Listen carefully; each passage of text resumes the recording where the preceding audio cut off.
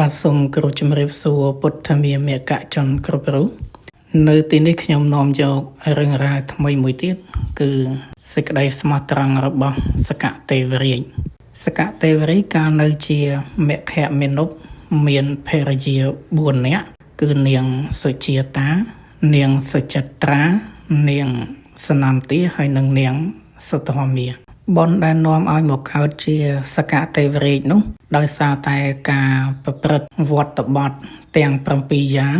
ដែលទី1នោះគឺការចិញ្ចឹមមាតាបិតាទី2គឺការប្រព្រឹត្តគោរពព្រាហ្មណ៍ច្បងក្នុងត្រកូលទី3គឺមានវាចាទន់ភ្លន់ទី4គឺមានវាចានឹងមិនអុចអាលទី5គឺការក្របសង្កត់ឬក៏កម្ចាត់បងនៅសេចក្តីកំណាញ់ទី6គឺការពោលពាក្យសច្ចៈហើយនឹងទី7នោះគឺការមិនខាងក្រោតឯភរិយាទាំង4នាក់ដែលលះលោកនេះទៅក៏បានទៅកើតជាមហេសីព្រះឥន្ទនៅនាឋានតាវតੰដែរដោយអំណាចបុណ្យកុសលដែលខ្លួនធ្លាប់បំពេញកាលនៅជាមនុស្សជាតិមានតែនាងសុជាតាម្នាក់ទេដែលស្លាប់ទៅនឹងកើតជាសត្វកុកហើយនៅក្បែរញោកជ្រោះមួយដោយសារកាលនៅជាមនុស្សនឹងឥតបានបំពេញបុណ្យកុសលអ្វីទេចេះតែតុបតែងរាងកាយទៅស្អិតស្អាងទៅរាងកាយទៅហើយគិតថាបុណ្យដែលប្តីធ្វើក៏ដូចជាខ្លួនឯងធ្វើដែរគឺមានន័យថាបើប្តីធ្វើបុណ្យក៏ខ្លួនឯងបានបុណ្យដែរនៅពេលដែលសកទេវរាជទ្រង់ជ្រាបថានាងសុជាតាទៅកើតជាសត្វកុកទ្រង់ក៏នៅតែមានប្រតិយនឹងនឹកសន្តោសហើយទ្រង់បានប្រែខ្លួននឹងជាសត្វកុកហើរទៅក្បែរនាងសុជាតាដែលជាកុកនោះហើយបានរាយរាប់អំពីទីកើតរបស់ព្រះអង្គព្រមទាំងមហេសី3អង្គទៀតមិនតែប៉ុណ្ណោះទ្រង់បាននាំនាងកុកនោះទៅឋានតាវតੰដោយទុកនៅនឹងទឹកស្រះមួយកន្លែងបន្ទាប់មកសកទេវរាជនឹងទ្រង់បាននាំមហេសី3អង្គឲ្យមកមើលនាងសុជាតាដែលកើតជាកុកនោះនៅពេលដែលមហេសីទាំង3អង្គនោះមកដល់ហើយឃើញនាងសុជាតាកើតជាកុកបែបនេះក៏ពោលពាក្យចំអកលក់លើចាក់ដោតធ្វើឲ្យឈឺចាប់ហើយក៏យាងទៅវាមានខ្លួនវិញអស់ទៅគ្រានោះព្រះអិនបាននាំនាងកុកនឹងត្រឡប់មកញោកជ្រោះវិញព្រមទាំងបានប្រាប់ឲ្យនាងនឹងខំរក្សាសិលខំប្រព្រឹត្តប្រតិបត្តិសិលប្រសិនបើខ្លួននឹងចង់ទៅកើតជាទេពធីតាហើយបានរស់នៅជាមួយព្រះអង្គហើយនាងកុកនោះក៏យល់ព្រមជាមួយនឹងព្រះអិនហើយខំប្រតិព្រានរក្សាសិលនឹងរហូតតលតែអស់ជីវិតបានទៅកើតជានាងធីតាម្នាក់នៅក្នុងជនបទមួយកន្លែងនៅពេលនោះព្រះអិនបានតូតព្រះនេត្រទឹកដឹងថានាងនឹងបានទៅកើតជាមនុស្សហើយទ្រង់ក៏ថ្លែងប្រកាយធ្វើជាអ្នកលក់ត្រឡាចតែត្រឡាចនឹងគឺជាត្រឡាចមាសទេហើយទ្រង់បានបរទេសចូលទៅដល់ផ្សារមួយកន្លែងនឹងនៅក្បែរជនបទនោះហើយប្រកាសពពាយនាយលក់ត្រឡាចណាលុះមានគេសួរទិញព្រះអង្គប្រាប់គេថាប្រសិនបើអ្នករក្សាសិលខ្ញុំនឹងឲ្យត្រឡាចនេះតែម្ដងភ្លាមនោះអ្នកទាំងអស់គ្នានឹងគឺឆ្ងល់តែម្ដងហើយសួរវិញថាតើសិលនឹងជាអ្វីទៅ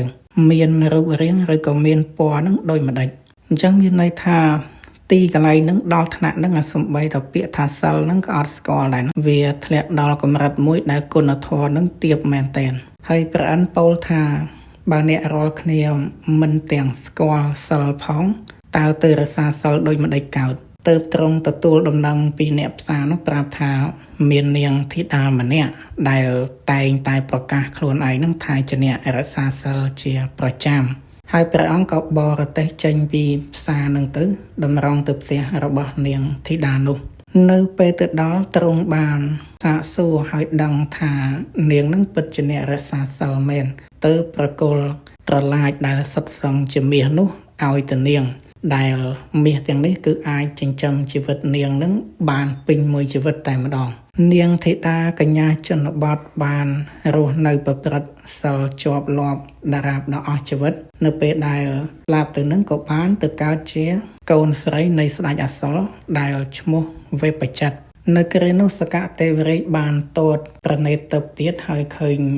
នាងបានទៅកើតជាកូនអសរដូច្នេះ ក៏ជួនជាពេលនោះស្ដេចអសរឈ្មោះវេបចិត្តនឹងបានរៀបចំពិធីជ្រើសរើសកូនប្រសាណាហើយព្រះអិនក៏បានប្លែងខ្លួនคล้ายជាអសរកញ្ចាស់ម្នាក់ទៅបន្លំអង្គុយនៅក្នុងទីចុងពយគេណានាងសេចតាដៃកាន់ផ្កាកម្រងនឹងដើររើសស្វាមីរំលងពីអសរកំឡោះមួយទៅអសរកំឡោះមួយមិនឃើញមាននរណាពេញចិត្តសោះលុះដើរទៅដល់ទីចុងបំផុតនឹងក៏បានឃើញអសរកញ្ចាស់នោះហើយសម្គាល់ថាគាត់នឹងធ្លាប់ជាប្តីអញតើលុះសម្គាល់បែបនឹងហើយក៏ព្រមប្រគល់ផ្កាកម្រងនឹងឲ្យទៅអសរកញ្ចាស់នោះទៅភ្លាមនោះដែរសកទេវរីក៏ក្រសោបនាងសុជាតានឹងហោះមកកាន់ទេវលោកបាត់ទៅហើយបាននាំនាងសុជាតានឹងមកតែងតាំងជាព្រះអគ្គមហេសីជាមហេសីមួយព្រះអង្គគត់ដែលមាន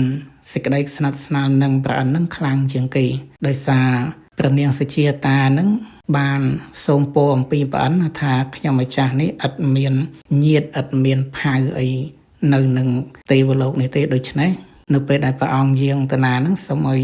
យកខ្ញុំម្ចាស់នឹងទៅជាមួយផងដូច្នេះព្រះអិនក៏ប្រទានពរនឹងទៅដូច្នេះហើយបានជានៅក្នុងសាច់រឿងជាទូទៅគឺតែងឃើញនាងសុជាតានឹងនៅជាប់លាប់ជាមួយព្រះអិនជាងមហេសីដទៃទៀតហើយដំណើរដែលសកទេវរីខំយឹតយងនាងសុជាតាតាំងពីនៅជាកុកคล้ายមកជា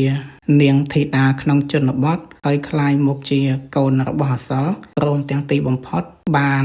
មកជាព្រះអគ្គមហេសីដែលស្និទ្ធស្នាលនឹងព្រះអង្គខ្លាំងជាងគេនោះនេះក៏ដោយសារតែសេចក្តីស្មោះត្រង់របស់ទ្រង់ចំពោះភរិយា